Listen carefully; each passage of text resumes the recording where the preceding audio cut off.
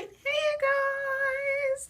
It is TsubakiSwagg and I'm coming to you with my review of Nanatsu no Taizai, episode 21, The Threat That Draws Near. And this episode, oh my god, this episode was so, it had me on the edge of my seat. This episode was, oh my gosh, I'm speechless by what took place in this episode, just everything that happened. So, I was correct with the horn of Serenus. I don't know if that's how you pronounce it, but the goddesses live in it. And Bon found Hawk, and he was talking to him, and then he walked up to the horn, and he was like, "So this is you guys' sacred treasure." And he called out to the goddess, and the goddess wouldn't answer at first, and then when he was about to leave, when Hawk was about to leave, he was like, "I can't give up this easily." So he tried calling out to it again and finally answered. And she pretty much was like, resurrecting a fairy's life isn't that difficult, but we don't want your life. We just need you to do a task for us. And she was like, "You have to kill somebody." And Bon was like, "Well, I'll do anything to get Elaine back." And it turns out, and I guessed it before she even said it, I was like, it's more than likely going to have to be Meliodas. I already see it coming. That's the only person I can think of that is relevant to the story that they would say he has to kill. And of course, the goddess was like, "You have to kill this, the serpent sin, well, 7 deadly sins, serpent sin, Meliodas." Just like, really? Really? Why gotta be Meliodas? What did Meliodas ever do to you? What has he ever done that was just so horrible that you gotta kill him to get Elaine back? So, of course, we already know that's not gonna turn out well. So, it goes on with the story. We see like Elizabeth, she's with her father, and he has a prophecy that a crimson boar is going to pretty much save him. So, Elizabeth was like, "I really don't understand what that means, but okay." And my first thought, I don't know why my first thought was Hawk, but after that, we see like Eula and Hendrickson and Jericho, and we see Gauther and Deanne and King. They're all together and they're all talking or whatever, and they're trying to figure out what they need to do. And Hendrickson is with Vivian, but Vivian at first, they needed, like, it was Meliodas, Gil Thunder, Margaret, and Merlin and Arthur. They were all trying to get into the room where Elizabeth and her father were, and like at one point Merlin teleported them there to the room, but she couldn't teleport into the room because Vivian put a spell on it, which is called Absolute Cube, which no power can get into it. And Merlin, being the fucking badass she is, she used a power called Absolute Cancel to cancel out the magic to get into the room, because Merlin is just so fucking dope. Oh my god. So they got into the room and they were talking to Elizabeth and her father and trying to figure out what they're going to do.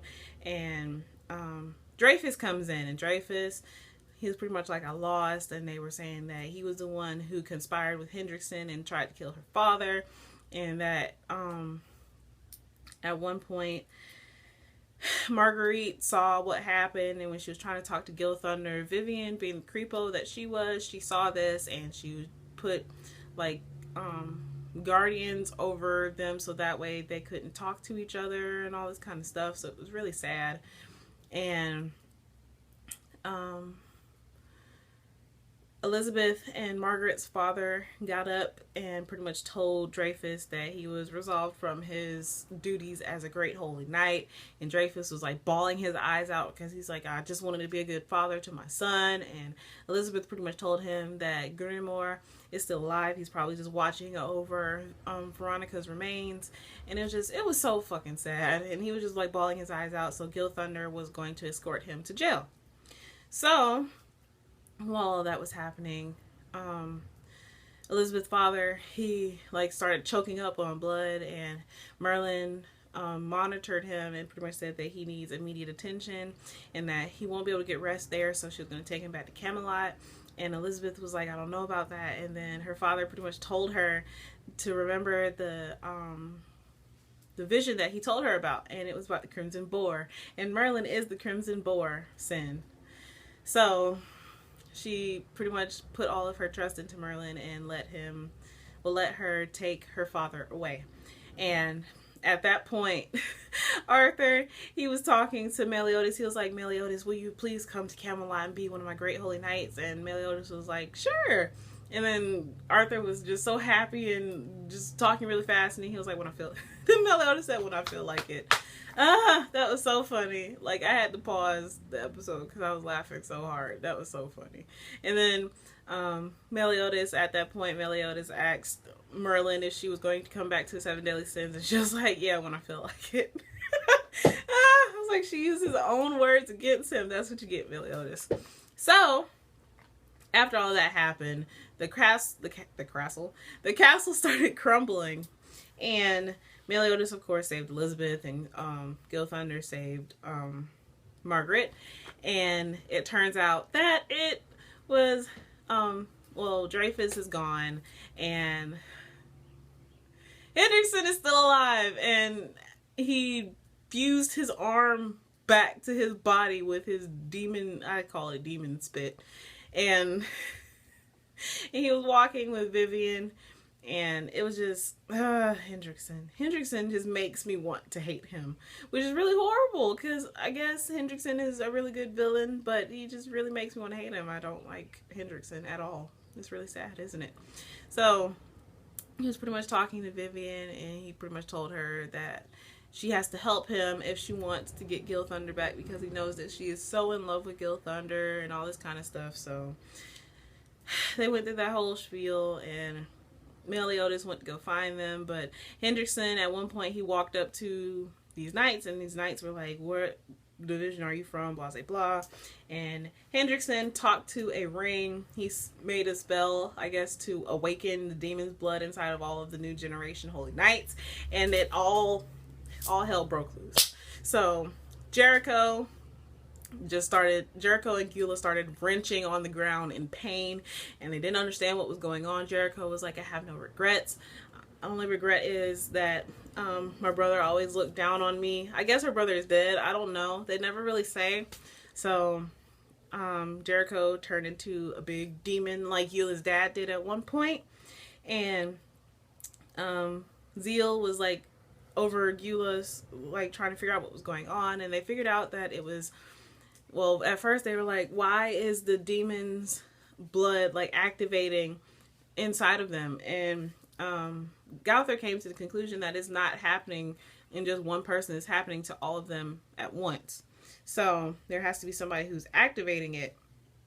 And at this point, like Gilthunder and Margaret and Meliodas and Elizabeth come up, and Deanne is trying to fight the demon, and Meliodas landed a hit on it. And they were trying to figure out what was going on, and it turns out that they found out that Hendrickson was the one who activated the demon's blood. And Gowther was, I guess, pretty much subduing Gyula. So it looks like Gyula might not turn into a demon, but it's too late for Jericho. And all the other new generation holy knights were turning into demons. So they were trying to figure out how they're going to fight them, and it was just a whole lot going on. And of course, at that point, Hendrickson had showed up with Vivian, and Vivian like captured Elizabeth and Margaret. And Hendrickson, while they were talking to Elizabeth and Margaret, Hendrickson stabbed Meliodas in the chest and sliced Gilthunder. And Vivian was like, this wasn't part of the plan. You weren't supposed to hurt Gilthunder. And he was like, yes, it was. It was part of the plan. He was like, once he becomes a corpse, he will never leave your side forever. And Vivian said no. So I have a feeling that Vivian's loyalties might waver, because Hendrickson did hurt the one man that she does love. So, and of course at that point we also see Helbram came back, and King was about to attack Hendrickson, but he got hit. And it turned out that it was Helbram. And it turned out the first time that Helbram came back. Okay, so the first time when we thought that King killed Helbram, when they showed it in the little flashback thing that he had with Deanne, he did actually kill Helbram. But fairies' bodies, they don't decompose. So Helbram, after he was killed, his body was sold on the black market for 200 years, and Hendrickson bought it. And he brought him back, and that was the last time King saw him, which was after he killed him the first time. The last time they showed him, and he had been like walking around and all that good stuff. But Hendrickson said that once it's revived, he can only be revived twice, and once it's revived again, it's like his soul and his abilities not disintegrate, that's not the word I'm looking for, their abilities weaken. So this would be the second time that Helbram was revived, and Hendrickson was like, well, you should be happy, because then now you can kill your friend a third time, and now it looks like King is going to have to fight Helbram again after he's already killed him twice. So yeah, that really fucking sucks. I feel kind of bad for King. But yeah, just this episode this episode hurt my heart so bad. Really just was not prepared at all in the slightest for this episode. Lord Jesus. And then Elizabeth, she decided to go with Hendrickson, so that way he wouldn't kill Gil Thunder and Meliodas. And Meliodas was like, no, you can't go, don't go, blah blah blah. And Elizabeth was like, Meliodas, remember the promise that you made to me. And his promise was like pretty much like, even if you die, I'm still going to do what you need me to do, blah blah blah.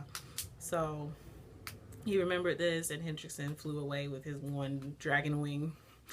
And with Elizabeth, and Meliodas was trying to crawl towards them, and Bond pops up out of nowhere. And oh my god, Bond, he cuts off one of Meliodas' arms, and Hawk was like, what are you doing? Don't be fighting among yourselves. And Bond just looks so nonchalant about everything.